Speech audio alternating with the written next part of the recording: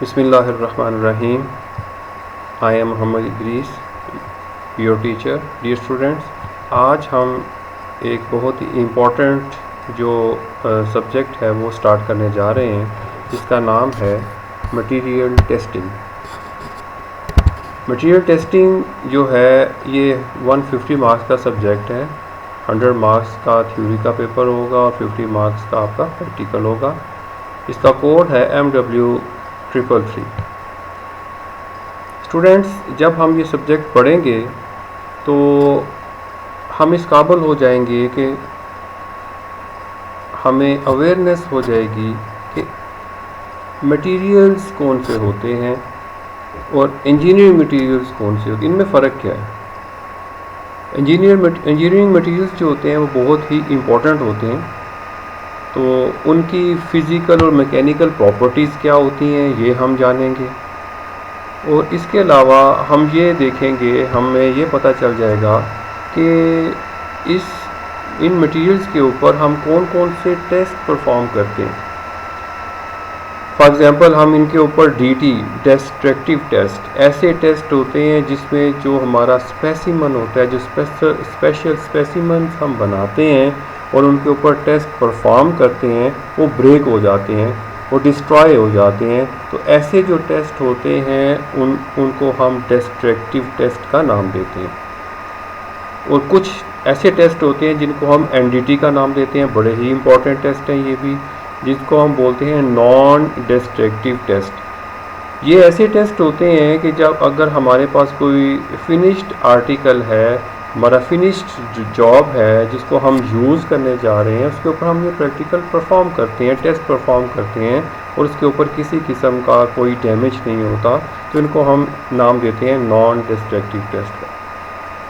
तो स्टूडेंट्स, हम जानेंगे कि इस सब्जेक्ट की क्या इंपॉर्टेंस है। इसके बगैर कोई भी इंडस्ट्री जो है वो कंप्लीट नहीं है। जो भी प्रोडक्ट्स बनाई जाती हैं उनको चेक किया जाता है कि वो मार्केट में सर्विसेबल है या नहीं है, और ये जो है इंश्योर करता है वो एक मटेरियलिस्ट होता है और वो एक क्वालिटी कंट्रोल इंस्पेक्टर होता है, और उसको ये सारे टेस्ट परफॉर्म करने आते हैं और वो इस काबिल होता है कि वो टेस्ट परफॉर्म करके वो ये गारंटी दे सकता है कि ये जो प्रोडक्ट है ये मार्केट में जाके बेस्ट सर्विसेज प्रोवाइड करेगी और ये जो प्रोडक्ट है ये रिजेक्टेड है। तो ये सारे का सारा जो है एक मटेरियलिस्ट का काम है। तो इंशाल्लाह हम जब ये टेस्ट पढ़ चुके होंगे तो हम मटेरियलिस्ट बन जाएंगे इंशाल्लाह। तो इंडस्ट्री में हमारी बहुत ज़्यादा इम्पोर्टेंस होगी। तो इस सब्जेक्ट के अंदर हम क्या कुछ पढ़ने जा रहे हैं, उसके कोर्स कंटेंट्स क्या हैं। तो स्टूडेंट्स, इसमें जो फर्स्ट जो है 3 चैप्टर्स हैं। फर्स्ट चैप्टर इंट्रोडक्शन है इस सब्जेक्ट का, और उसके बाद हम 3 हार्डनेस टेस्ट करेंगे इसके अंदर। Brinell hardness test, Rockwell hardness test, Vickers hardness test. तो ये तीनों मशीन्स हैं, इनके ऊपर हम हार्डनेस टेस्ट करते हैं मटेरियल की। उसके बाद हम पढ़ेंगे यूनिवर्सल टेंसर टेस्टिंग मशीन क्या होती है, उसके ऊपर हम टेंसर टेस्ट कैसे परफॉर्म करते हैं। इसके अलावा उसके ऊपर हम कंप्रेशन टेस्ट कैसे परफॉर्म करते हैं। इसके बाद हम पढ़ेंगे कि टॉर्शन टेस्ट क्या होता है और उसकी मशीन के मतलब पढ़ेंगे हम। इसके बाद हम पढ़ेंगे NDT के मीन रेडियोग्राफिक एग्जामिनेशन क्या होता है और कैसे परफॉर्म करते हैं और इसकी क्या इंपॉर्टेंस है। मैग्नेटिक पार्टिकल इंस्पेक्शन हम पढ़ेंगे, अल्ट्रासोनिक टेस्टिंग पढ़ेंगे, एडी करंट इंस्पेक्शन पढ़ेंगे। तो ये 13 चैप्टर इंशाल्लाह हम इस सब्जेक्ट में स्टडी करेंगे। तो चैप्टर 1 है वो हम उसको शुरू करते हैं। तो चैप्टर नंबर 1 है इंट्रोडक्शन टू मटेरियल टेस्टिंग। ये मटेरियल टेस्टिंग का क्या इंट्रोडक्शन है, इसमें इसकी क्या इंपॉर्टेंस है। इसमें हम पढ़ेंगे कि फ़िज़िकल और मैकेनिकल प्रॉपर्टीज़ ऑफ मेटल्स क्या होती हैं, इसके अलावा इंजीनियरिंग मटेरियल्स क्या होते हैं और इसकी मटेरियल टेस्टिंग की इंडस्ट्री के अंदर क्या इंपॉर्टेंस है। तो स्टूडेंट्स, मटेरियल्स जो हैं उनके ऊपर बहुत, जब हम उनको यूज़ करते हैं तो डिफरेंट टाइप्स ऑफ फोर्सेस उनके ऊपर जो है वो एक्ट कर रही होती हैं। कोई भी मशीन का पार्ट है, किसी बिल्डिंग के अंदर हमने कोई मटेरियल यूज़ किया है, किसी मशीन की कंस्ट्रक्शन की है, या इसके अलावा इंडस्ट्री के अंदर इंडस्ट्री का स्ट्रक्चर है, उसके अंदर डिफरेंट जो है वो पाइप वर्क है जैसे पेट्रोलियम में। इसके अलावा जितनी भी एप्लीकेशन जस्ट लाइक बॉयलर है, तो जितने भी मटेरियल्स हैं हम जब इनको यूज़ करते हैं तो उनके ऊपर बहुत सी फोर्सेस एक्ट कर रही होती हैं। तो एक जो मैकेनिकल इंजीनियर होता है वो ये कैलकुलेट करता है कि ये फोर्सेस मटेरियल के ऊपर कितनी है जो इसके ऊपर ड्यूरिंग ऑपरेशन जो है वो एक्ट कर रही है। लेकिन जो एक मटेरियल साइंटिस्ट होता है वो हमें ये बताता है कि ये मटेरियल जो है अंडर दीज फोर्सेस कैसे इलांगेट हो सकता है, कैसे कंप्रेस होगा, कैसे ट्विस्ट होगा या ब्रेक होगा। तो ये और ये जो हम इसके ऊपर लोड अप्लाई कर रहे हैं वो कितने टाइम के लिए होगा, किस टेम्परेचर पे होगा और इसकी क्या कंडीशंस होंगी। तो ये सारा कुछ हमें एक मटेरियलिस्ट बताता है। मीन इसको अगर हम आसान लफ्ज़ों में जानें कि एक मटेरियलिस्ट हमें ये बताएगा सारे टेस्ट परफॉर्म करके कि आप ये जो ऑब्जेक्ट बनाने जा रहे हैं, एक जॉब बनाने जा रहे हैं, एक मशीन को डिज़ाइन किया है आपने, उसके लिए कौन सा मटेरियल सूटेबल है, वो ये हमें एक जो है मटेरियल साइंटिस्ट ही बताएगा। तो ये जो मटेरियल साइंटिस्ट है वो क्या करता है कि वो देखता है कि ये जो मटेरियल है उसने कहाँ यूज़ होना है, उसकी रिक्वायर्ड प्रॉपर्टीज़ क्या हैं, उसके ऊपर कितना लोड होगा, उसके अलावा उसके ऊपर कितना और कोई प्रेशर होगा, एयर प्रेशर कितना होगा, उसका अपना वेट का कितना लोड होगा और एक्स्ट्रा लोड उसके ऊपर कितना डाला जाएगा। और ये जब कोई बिल्डिंग बन रही होती है, आप देखें कि ये एक स्काई टावर है जिसकी हाइट जो है वो बहुत ज़्यादा है। तो इसके अंदर जो मटेरियल इस्तेमाल किया गया है ये सारा लोड जो है वो बियर कर रहा है। और इसके अलावा वेदर कंडीशंस हैं, इसके अलावा आप ये देखें ये एरोप्लेन, ये इसका जो मटेरियल है उसके ऊपर डिफरेंट फोर्सेस एक्ट कर रही है। इम्पैक्ट लोड, सडन लोड्स इसके ऊपर जो है वो अप्लाई हो रहे हैं, तो इन सबको वो बियर कर रहा है। तो ये कैसा मटेरियल होगा। और इसके अलावा ये आप देख रहे हैं कि ये मिज़ाइल जो है ये फायर करने के लिए ये जो ऑपरेटर्स है इसमें हाई टेम्परेचर भी होगा, प्रेशर भी होगा, और ये सारे मटेरियल्स जो हैं ये कौन से होंगे और जो वेल परफॉर्म करेंगे। इसके अलावा ये वेपन्स हैं, और इसके अलावा अब ये देखें कि ये एरोप्लेन है, ये वार हेड्स हैं। तो ये सारे जो हैं, इसके अलावा भी बहुत सी मटेरियल्स की एप्लीकेशंस हैं जो हम रोज़मर्रा लाइफ में इस्तेमाल करते हैं, हमारे घरों में, हमारे इर्द गिर्द, फैक्ट्रीज़ में। तो ये सारे मटेरियल्स जो हैं ये अपनी अपनी सर्विसेज जो है वो प्रोवाइड कर रहे हैं। वो क्यों ये बेस्ट सर्विसेज प्रोवाइड कर रहे हैं कि उनको डिज़ाइन किया गया है उस सर्विस को प्रोवाइड करने के लिए। और ये सारा जो डिज़ाइन है ये कौन करता है, ये एक मटेरियल साइंटिस्ट करता है। मटेरियल साइंटिस्ट ये सब कुछ कैसे बता सकता है, मटेरियल साइंटिस्ट ये कैसे लर्न करता है कि इस मटेरियल के अंदर ये मैकेनिकल प्रॉपर्टीज़ होंगी, वो ये सारा नॉलेज जो है थ्रू मटेरियल टेस्टिंग ये गेन करता है। वो डिफरेंट टेस्ट परफॉर्म करता है मटेरियल्स के ऊपर, फिर वो इस काबिल हो जाता है कि बता सके कि ये जो मटेरियल है ये इस टेम्परेचर पे, इस लोड के अंडर ये इतनी इसकी लाइफ होगी, इतना ये जो है परफॉर्म करेगा, इतने अरसे के लिए बेस्ट परफॉर्म करेगा। तो इसके लिए हम जो है रूल्स जो है वो फॉलो करते हैं कुछ। तो ये जो हम टेस्ट मटेरियलिस्ट जो है वो टेस्ट परफॉर्म करता है, वो किसी ना किसी स्टैंडर्ड जो मेथड्स को अब जो है वो यूज़ करता है। तो जैसे कि ASTM जो है, American society of testing and materials, इनके स्टैंडर्ड्स अवेलेबल हैं, उनके मुताबिक हम ये टेस्ट जो है वो परफॉर्म करते हैं। और फिर इस काबिल होते हैं हम कि ये कह सकें कि ये मार्केट में जाके इनकी जो है वो वैल्यू भी होगी, स्टैंडर्ड के मुताबिक हम इनके ऊपर टेस्ट परफॉर्म किए हुए हैं और ये सर्विस भी प्रोवाइड करेंगे।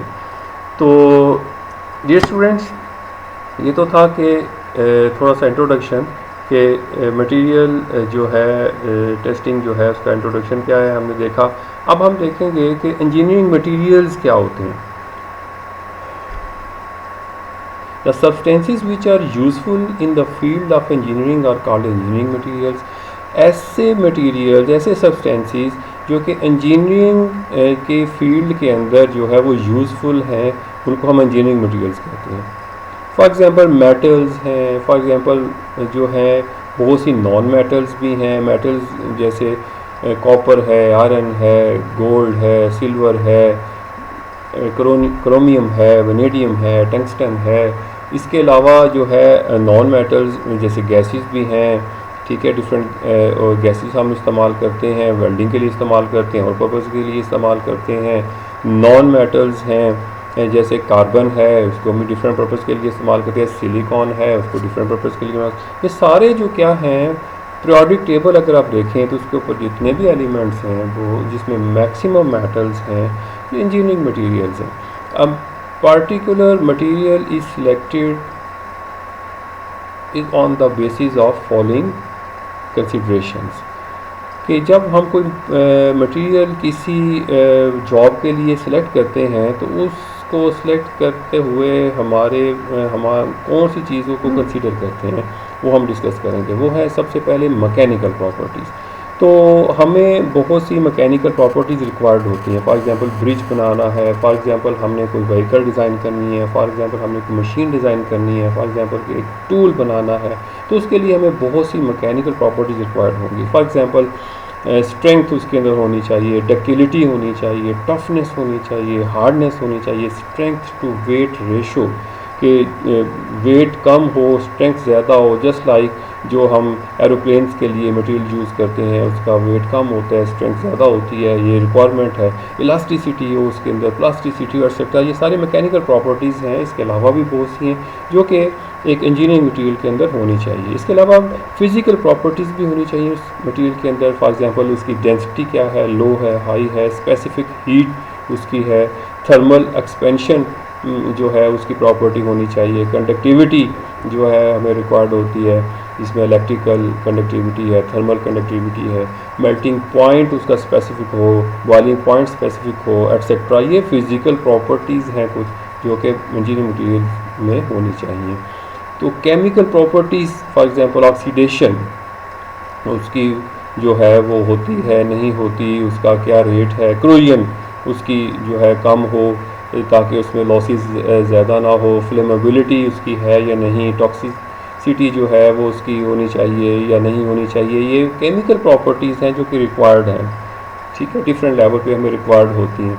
तो मैन्युफैक्चरिंग प्रॉपर्टीज़ ये भी बहुत ही इंपॉर्टेंट है कि एक मटेरियल है उसके अंदर कुछ प्रॉपर्टीज़ हैं लेकिन उसको हम मैन्युफैक्चर नहीं कर सकते, उसको डिफॉर्म नहीं कर सकते, तो वो यूज़लेस है। तो वो फॉर्मेबल हो, वो उसकी कास्टिंग हम कर सकें, उसकी मशीनिंग कर सकें, वेल्डिंग कर सकें, तो डिफरेंट ऑपरेशंस उसके ऊपर परफॉर्म कर सकें। तो ऐसे मटेरियल जिनके अंदर ये प्रॉपर्टीज़ हों उनको हम बोलते हैं इंजीनियरिंग मटेरियल्स, जो कि इंजीनियरिंग में इस्तेमाल होते हैं डिफरेंट पर्पसेस के लिए। तो उसकी अगर हम क्लासिफिकेशन की तरफ जाएं तो इंजीनियरिंग मटेरियल्स को हम क्लासीफाई कर सकते हैं ईजीली। कैसे? The engineering materials are mainly classified as metals and their alloys such as iron, steel, copper, brasses, bronzes, aluminium, gold, silver etc. ये मेटल्स हैं, उनके alloys हैं, इसके अलावा भी बहुत से हैं। तो एक तो पार्ट हो गया इसका मेटल्स। दूसरा हम कहेंगे नॉन मेटल्स। तो या तो मटेरियल्स मेटल्स हो सकते हैं या नॉन, जैसे कंक्रीट है, जैसे ग्लास है, जैसे रबर है, प्लास्टिक है, गैसेस हैं, ये सारे नॉन मेटल्स में आ जाएंगे। तो हमारी जो ज़्यादातर हमारे साथ जो कंसर्न है जिन मटेरियल्स का वो है मेटल्स। हम क्योंकि मेटलर्जी को फील्ड है हमारी, उसको हम डिस्कस कर रहे हैं, तो उसमें हम ज़्यादा से ज़्यादा हम मेटल्स को डिस्कस करेंगे। तो हम मेटल्स को लेके आगे चलेंगे। द मेटल्स में be further classified as ferrous metals and non ferrous metals. तो फेरस मेटल्स कौन सी होती हैं? Those metals which have the iron as their main constituent, कि ऐसी मेटल जिनके अंदर जो मेजर पार्ट होता है वो आयरन होता है, तो उनको हम फेरस मेटल्स का नाम देते हैं। जैसे कि कास्ट आयरन है, रॉट आयरन है, कार्बन स्टील्स हैं, अलॉय स्टील्स हैं, टूल स्टील्स हैं, ये सारे के सारे क्या है, फेरस फैमिली है, इसको हम फेरस मेटल्स का नाम देते हैं। नॉन फेरस मेटल्स ऐसी मेटल्स जिनके अंदर जो मेजर पार्ट है वो आयरन नहीं होता बल्कि कोई दूसरी मेटल होती है, जस्ट लाइक कॉपर है, एल्यूमिनियम है, इनके अलॉयज हैं, brasses, tin, zinc, uranium, gold, silver etcetera, these are called non ferrous metals. तो ये है classification dear students engineering materials की। तो इंशाल्लाह नेक्स्ट हम इसमें पढ़ेंगे इनकी फ़िज़िकल और मैकेनिकल प्रॉपर्टीज़। तो इंशाल्लाह नेक्स्ट लेक्चर में हम दोबारा मिलेंगे। ओके, अल्लाह हाफ़िज़।